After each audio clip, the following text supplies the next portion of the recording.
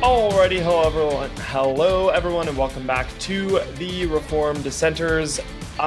This is the show where Reformed Christians dissent against popular ideas of culture by asserting a biblical worldview. I'm Bruce Johnson, of course, as always, and absolutely joined by my brother Jacob Johnson.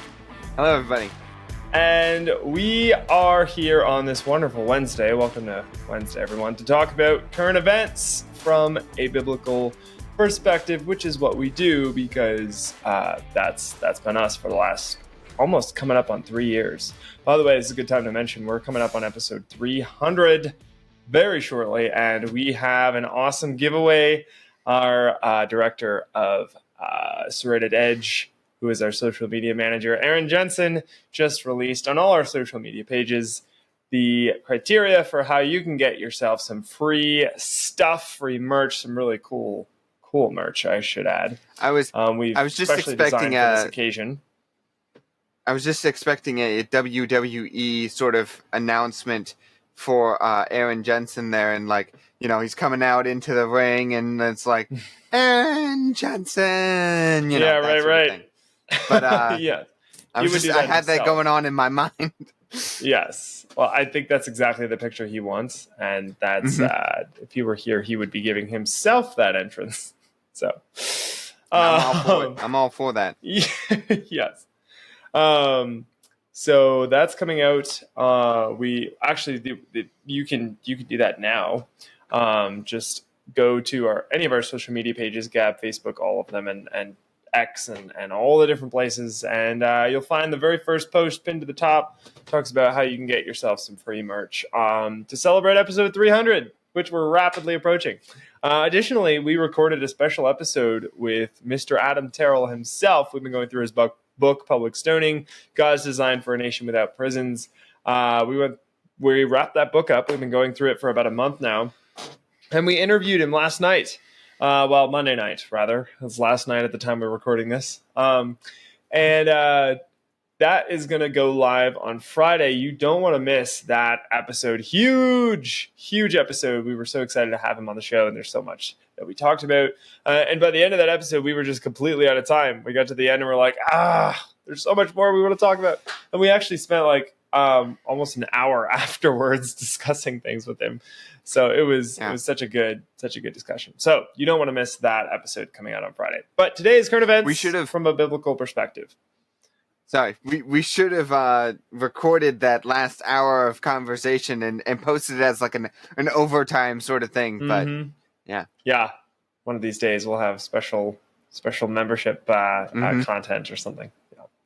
Today, in case you missed it, some crazy stuff, of course, happened, because that seems to be the way things go these days. You can't just have a regular week. What? Regular week? What is that?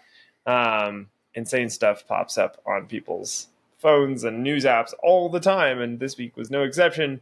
This week, there were protests, and there were stupid chantings, and there were all sorts of weird things happening on largely college campuses. And so we, of course, are going to address those and discuss it, especially since it hits a little close to home for me, not directly, but just because one of the people actively engaged in one of these protests is connected to some of the people that are here in Moscow, Idaho. So we've got a lot to talk about there. And then we want to end with a discussion around when or if, really should, Christians give up nations to be judged. Should Christians give nations up to be judged? Should we be okay with that?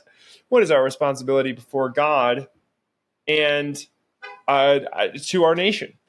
How do we act when it comes to giving up our nation and not standing for our nation 100% when it is standing against the Lord? And full disclosure, Jacob came up with this awesome topic, so can't wait to chat about it. But before we do all that, we have to get into our current events. Well, no, we have to get into our verse of the week before we get into our current events. And our verse of the week this week is Deuteronomy 28, verses 1 through 2. This passage says, quote, "And if you faithfully obey the voice of the Lord your God, being careful to do all his commandments that I command you today, the Lord your God will set you high above all the nations of the earth, and all these blessings shall come upon you and overtake you, if you obey the voice of the Lord your God. Again, that's Deuteronomy 28, 1 through 2. Jacob will be discussing this on Friday. He had a really good breakdown since we recorded this a couple days ago. Look forward to that. It was really good. Very well fleshed out. I want to take more of a simplistic approach to it, just because we're short on time, and also just because I think it sometimes warrants literally just taking the verse at face value, because there's so much at that level to examine as well. But the concept of a nation coming into covenant with God is such a foreign concept to us in modern day evangelifish America, especially in a society so overrun by dispensational Baptists, which are largely people who do not understand the concept of a covenant, particularly covenants designed by God, shown throughout all of Scripture. Literally, what we call the New Testament, the Old Testament means covenant. The Old Covenant, the New Covenant. Hebrews, it smacks you over the head with it over and over and over again. We are in a new covenant built on promises that are better, that are solid. Galatians, every book of the Bible makes some reference to God's promises, God's covenant. So clearly this is important. But we've lost this idea that a nation can enter into covenant with God. Founding fathers didn't, which is how we got something like America, where they said, no, we're going to confess Christ. No, we're going to structure a nation according to the law of God. Unfortunately, that doesn't work so well if the people aren't behind that concept. And today we are not even in the church, which is horrifying to see. But once we finally, now we're working on getting back to that. Lots and lots and lots of people, especially through COVID, God used COVID to teach people incredible things.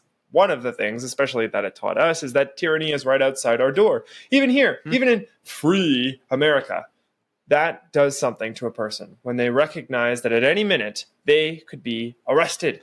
They could be brought up on charges for doing nothing, for living their lives as normal human beings. That does something to a people. And they finally start to realize, oh, I'm not God. And when a people realize they're not God, they're not fully in control, and they need to worship and serve the God who is, it changes how they look at everything, and that includes cultures. And so here, if you faithfully obey the voice of the Lord your God, being careful to do all his commandments that I command you today, the Lord your God will set you high above all the people, individuals? No, above the nations of the earth. And all these blessings will come upon you and overtake you as a nation, right?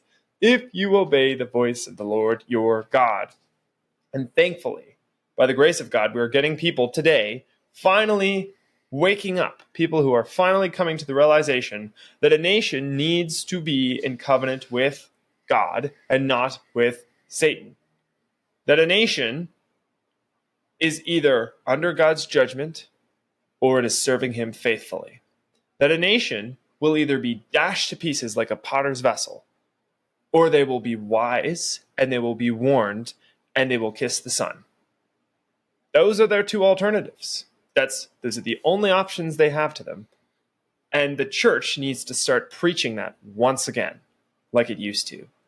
And only then will we not get what we are literally just about to talk about.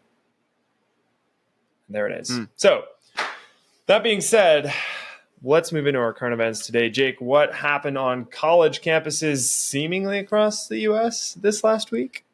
I do believe so. I know there are a few instances of this specifically happening, and I don't have all of the locations. When I was doing a lot of this research, I was more looking at just the broad overall topic, and I should have brought up specific instances. The only one that I do know the name of the college that's going on is in University of Columbia. So that's the only one I can tell you, but I know this is happening across. You're right, Bruce. This is happening across the U.S. So, like Bruce said, there are breakouts of protests going all over the United States, and this is we're coming to this, I guess, a little bit late. But this has been going on for a while now, and this is in relation to the Hamas-Israel debacle, if you will, war. But these protests started when when Hamas invaded Israel. And it's always been quite odd looking at it, especially when these people are saying, we want to, we stand with Hamas, which is like, do you not know what Hamas is doing? Hamas went in and did awful things in Israel. Yeah. So why are you standing with Hamas? No logic. There's no logic. Just we just had to know this. There's no logic. But the reason Bruce and I are kind of talking about this now, especially, first of all, because it sort of relates to Moscow. This is kind of why I brought it up. It does relate to Moscow, Idaho a little bit. But also it's getting worse. We start seeing more videos coming out. We start seeing more things happening. And this is looking more violent and more dangerous. And so I figured this would be the perfect time to talk about this and kind of warn everybody that, hey, this is going on. First of all, these people are chanting two specific phrases. And this is not always what they chant, but these are some of the more known and more well known, if you will. And that is Free Palestine, and then also the phrase from the river to the sea. Right? So if you couple these together, it's Free Palestine from the river to the sea. So what does this mean? What are they talking about? They're talking about Palestine, which Hamas is in Palestine, right? They're saying that Israel is oppressing Palestine. Which, again, what happened that started all of this? Right. Hamas went in and invaded Israel. Is it? Okay? Yes. That sounds Hamas like Israel was oppressing Hamas.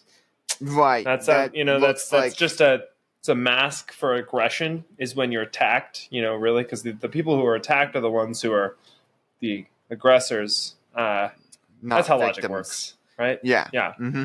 Yeah. Sounds about right.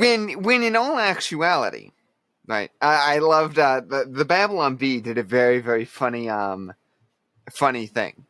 They were doing I forget exactly what it was. But it was talking about, it was like an interview with one of the Hamas people. They were doing the satire thing, one of the Hamas terrorists. And it was like, the interviewer was like, so you guys are being oppressed and you want Israel to give you freedom. And the guy's like, if by freedom you mean we want to go in there and kill everybody. Yeah. It's like, that's what Hamas wants. Hamas, in Palestine, more like, and I'll say specifically Hamas, because we know that's the view of Hamas. I'm not entirely sure of the view of Palestine itself, but Hamas specifically wants to destroy Israel. They want Israel gone. From the river to the sea, they want Israel to be theirs. So what is this? Anyways, we'll keep moving on. These people, I talked about what kind of this lie that's being told, and then they're believing it, and now they're protesting it, becoming activists in this.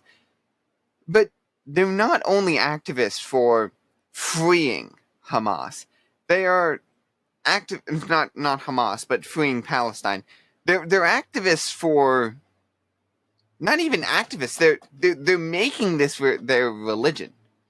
These people, you can see multiple videos of these people worshiping Allah and worshiping these pagan gods. Which is how you know it's gone from the level of just regular politics to now straight up idolatry, right? Like you've gone from something that was a political squabble or a war or and it's like, yeah, but now they've raised it to the level of worship. Now they understand suddenly, out of nowhere, seemingly, they grasp the concept of just war and the concept of spiritual forces being at work, right? Things that are higher than them, working themselves out in the world. Suddenly it begins to make sense for a terrorist organization. Huh. Yeah. Okay. That makes sense. Yeah. It is absolutely crazy. However, some good news on this, and we don't often say that, even though we're a post-millennial show. There has Maybe we been. should start doing a good news segment one of these. Yeah. But there has been pushback from Christians and Republicans. The Republicans one it makes sense because, the Democrats are the ones pushing these protests. So of course the Republicans would say, "Oh, then we hate the protests." So that one makes sense. The Christians is sort of surprising, seeing as how we have a culture that subdues Christians so much. But in comes our two Christian protagonists, coming in to just not destroy this whole thing, but come in and make headlines, right? These two people, these two Christians, I'm pretty sure this other guy is Christian. I'm like Yeah, I believe he is. 90%. Yeah. But Rory Wilson, the grandson of Doug Wilson, is going to Columbia University, as I mentioned before. Was one of the colleges with a large amount of protests going on. And Charles Beck. Now, these two kids are seen in a video. I wish we could bring that video up. I should have set that up so we could actually show this video. But for the sake of time, we do not have the time to do that. But you can see in a video where both of these two are basically holding back this large crowd of rioters. And I'm going to say rioters here, not protesters, because what they are trying to do is they are trying to basically infiltrate one of the campus buildings and break down the doors, get in, and I don't exactly know their intentions for when they get inside, but I know their intention was to break in. These two kids went and stopped them. Not stopped them fully, but they obviously it's just two against stood a in the whole gap. multitude of other people. Yeah, but basically their intention is to stand there and protect these doors from being smashed down. Until the cops got there. And yeah, exactly. Until the first of all the campus security got there, but second of all that the police would get there. No such help would arrive, by the way. Spoiler alert. So it was kind of in vain, and that's why it did not. They were not successful in completely pushing them back and keeping them from getting inside. I do believe they were able to get inside eventually. The rioters, but they made an interesting stand, and it made headlines. It did definitely make headlines. So very interesting story of that happening, especially when it's Roy Wilson, Doug Wilson's grandson, making those types of headlines and being on Fox News, being on even when his grandfather had just been on Tucker Carlson and in big news. So things are happening. Things are happening. So I feel like I say this every single episode. Moving on from that topic, I feel like I say this every episode, but it wouldn't be modern politics without Trump and his cult jumping into the limelight. Why? I say this specifically because it does feel like anytime there is a big outrage, big thing, Trump has to jump in front of it and say, "Oh, hey, cameras, remember me? I'm here. Listen, look at me. I want votes." So it's very funny. I understand. He's a political candidate. He wants to get out there. He wants to make his name heard. He wants people to understand his opinion on stuff so that they can vote for him for president. I just hate that it's Trump. There is a point too at which it becomes blatant narcissism. And you're just like, dude, Yeah. come on. And his particular style of doing it is like, yeah. This is not just He's got for the that politics. Trump flair. Yeah, flair is one way of saying it. So this specific instance wasn't necessarily Trump, okay? I will give you that. This was his cult, basically.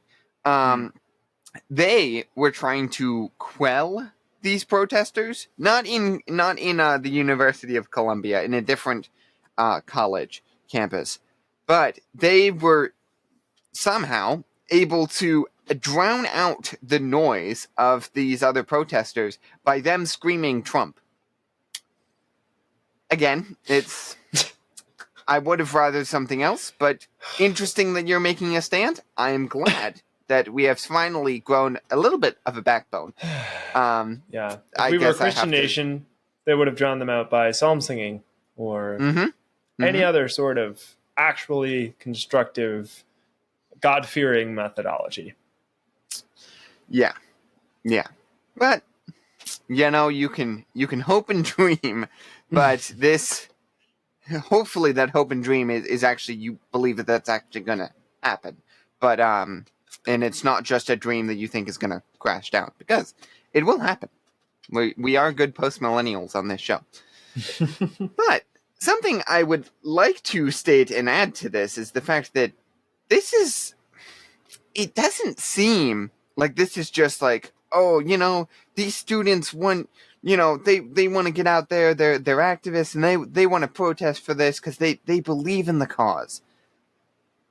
This is very well organized, and not just well organized in the fact that, within each campus it's well organized. No, each one of these campuses has a eerily similar organization style to each other. And not just to each other, but to a similar riot that went on in 2020, called the Summer of Love. I've never heard of it. I don't know what you're alluding to. Yeah, it's quite well known. Only a few cities were destroyed in that. Similar to a terrorist attack, one might say. But so now that just sounds like a conspiracy theory, Jake. We don't do that on this show. I know. I gotta stop doing that. But isn't it odd if you go and look and see video clips of these sorts of setups that they have in these campuses? You start to ask, why do they all have the same looking tent? Why is it all the same brand? Why does it all look like the exact same tent? Throughout multiple different colleges. Conspiracy theory that might have legs to it?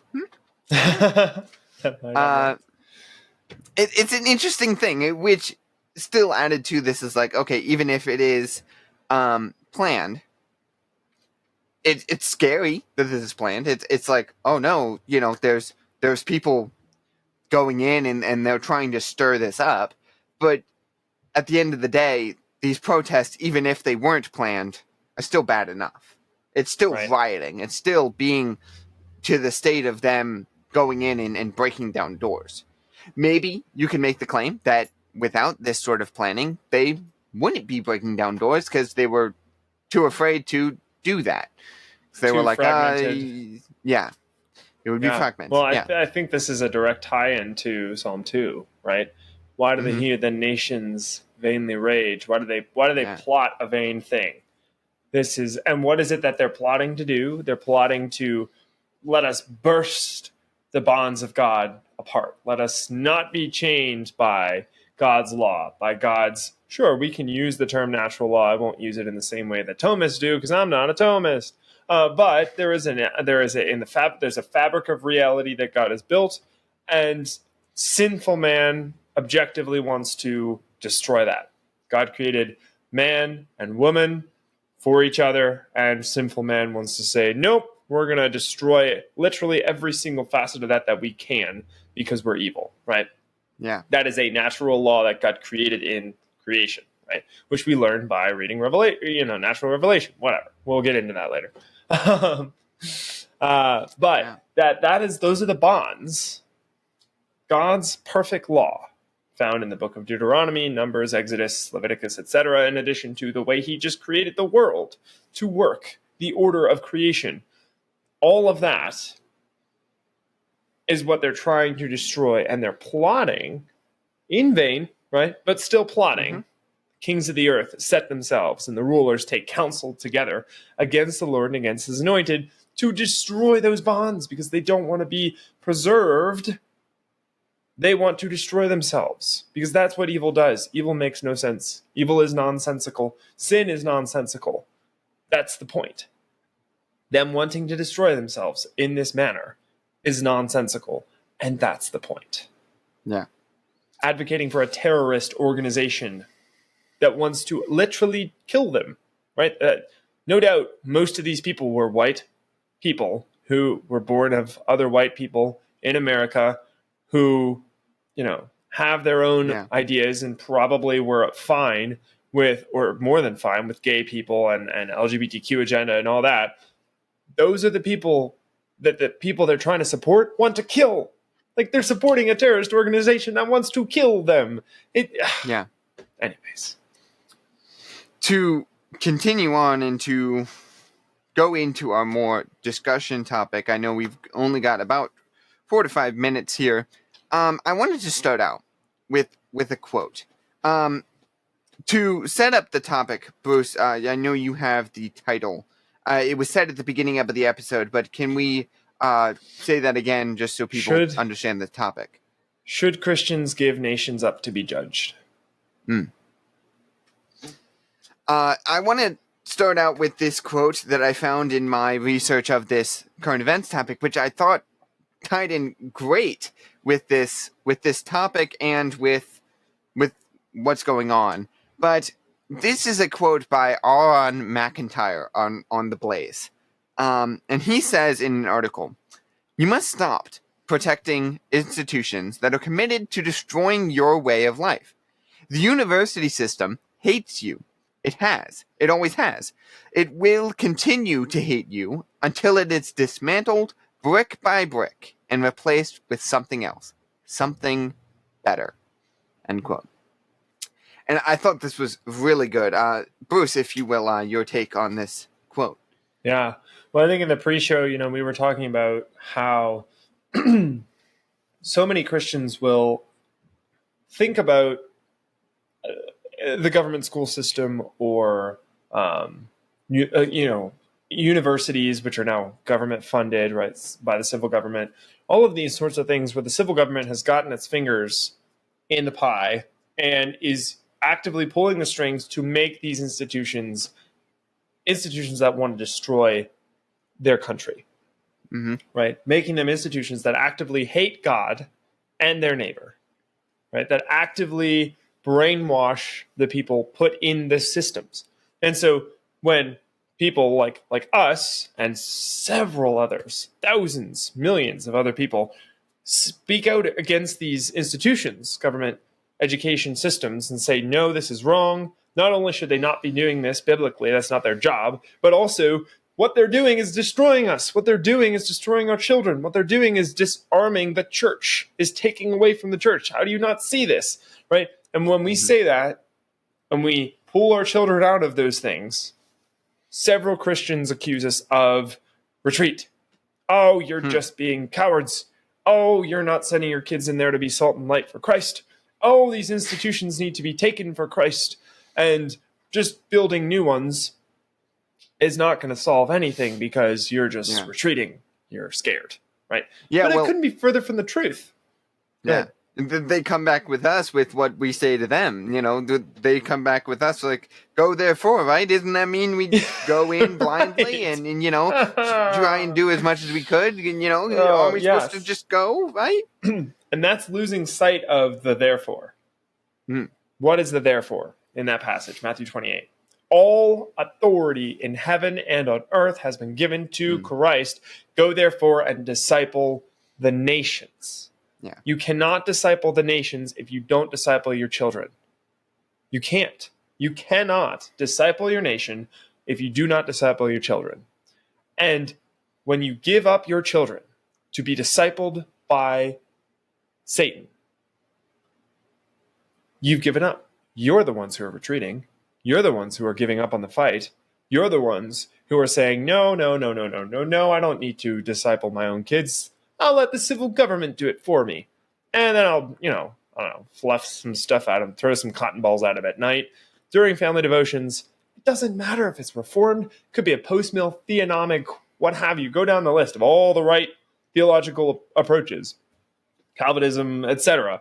It does not matter. What, an hour, maybe, if you're lucky, half hour likely, is going to somehow go up against 8+ hours of indoctrination and brainwashing? No. And even if those kids come out of those systems not being indoctrinated fully, there will always be traces. Always be cultural traces. Now, I was talking to somebody this week about the difference between head knowledge and cultural mores. Knowing knowing in your head, this is how it's supposed to be done. Here's the Christian process, the Bible says do it this way. But cultural mores are the cultural things that you don't really think about, right? They are the fruit of a worldview that you're living in the fruit of that worldview, right? So when you're in the government school, you're living in the fruit of the government school's worldview. You're living in secular humanism, postmodernism garbage all day long, right? And you're soaking it up. That's what we do as human beings, right? Do not be deceived. Bad company corrupts good morals. Why? Because that's how we're built. We're built to sit with people in a community. It's not good for man to be alone, right? We absorb things from the people around us, and that's good and right. We need to be very careful about the people we're around, because we will adopt those cultural mores, no matter what the head knowledge is, right? Up here, we're like, oh, we got all the right head knowledge. Oh, I fill them full of this theology when they get home at night, so that should do it, right? No, wrongo. What they are absorbing all day long are the cultural mores of secular humanists, of people that actively want to dismantle Christianity in America. That's what they're absorbing. And there is no amount of retraining the head knowledge that's going to fix that. You have to actively place yourself in a Christian community and readopt new cultural mores. And that takes a lot of time and a lot of effort. And it's a very, very rocky path, very rocky road. And so why, as a parent, would you not want to save your kids from that? From kindergarten all the way through college. Doesn't matter. It's the same deal. Why would you allow your kids to go through that rocky path when you could avoid it? That would be my answer.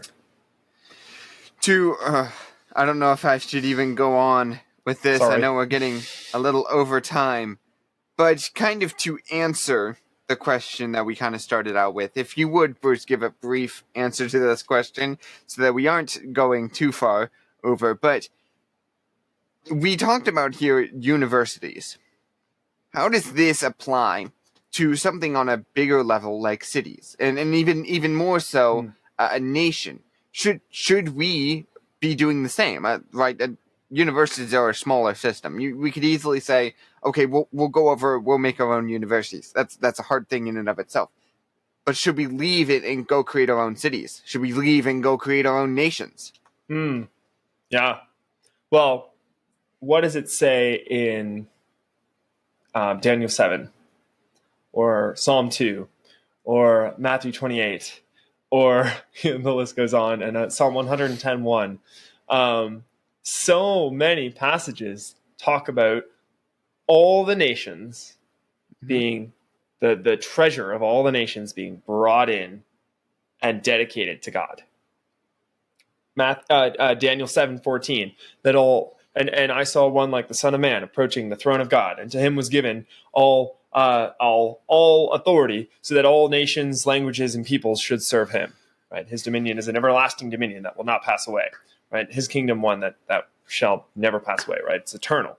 And so we see all the nations, all the languages, all the things that exist being given to Christ. And then you look at the book of Acts. What happens there? All the nations that already exist go to here, go to there, go here, go to shipwreck. But then you end up in this island and they transport you to there. And the gospel's spreading, and it's the gospel of what? It's the gospel of the kingdom, right? And it's the gospel that takes over societies, small, leavening a whole lump, a small mustard seed that grows into a massive tree, right? It's gradual. There's a progression. But ultimately, what does it do? It takes over the largest empire on the face of the planet. The Roman Empire becomes Christianized one day as a result of all the seeds planted by the apostles, right? So, and it took centuries for that work to come to fruition, but it eventually did, right? That's how God works through his people. So yes, building a new nation, sure. Yeah, God blessed us with an opportunity 250 years ago to do that. That was glorious. If that arises, let's do it. That's magnificent. But that doesn't always arise, right? So, but I think in the areas God does give us direct authority over, we should totally be doing what we can. For instance, when we're given the ability to create our own businesses, when we're given the ability to create our own institutions, our own things, take it. Do it. Because what do we also see? What's going to happen to the secular world? They're going to be dismantled. They're coming to ruin. I mean, the example we've used so many times on the show is look at Disney. They were untouchable pre-2020. They were rapidly expanding, growing. I mean, their numbers were off the chart. Their money, their income, it's crazy. Now what are they doing? They're barely surviving. I mean, they're trying to chuck money at all sorts of different ideas, and they're all failing one after the other. One failure after another. Hollywood is losing more money than they're making. They're bleeding money, right? Why? Because they finally crossed the line. God finally said, enough is enough, and you're done. Now, the really unfortunate thing here is that we as Christians are not ready to step in the brink. God is destroying them. He's bringing them low. Ultimately, there won't be a Disney anymore. But we need to be ready to replace them, and we're not. It's really, really unfortunate. That's why we need Christian businesses. That's why we need Christian Hollywoods. We need Christian institutions. We need Christian schools. We need Christian civil governments. We need all of these things ready to go so that when God humbles them, brings them low, destroys the secular humanists, right, in their arrogance, in their folly, we are ready to go. We can step up to the plate and replace it with our own Christian institutions, right? That would be my strategy. Yeah. And I think that is it. Yeah, this was great, Jacob. Thank you so much for putting that together. Great discussion topic, lots of current event stuff. This is such a huge thing. Huge topic, and I think you did a great job researching it. And all those links are in the description below, so definitely check those out. We're looking forward to seeing you on our Friday episode, which we recorded. That's going to go out live on Friday, where we talk to Mr. Adam Terrell himself about his book that we read on the show for the last month, Public Stoning, God's Design for a Nation Without Prisons. You don't want to miss this episode. It's going to be really exciting. It was fascinating discussion, and I can tell you firsthand, it was just incredible. You don't want to miss this episode. Until then, we will see you on Friday. And remember, everyone, in all that you do, do it as unto the Lord.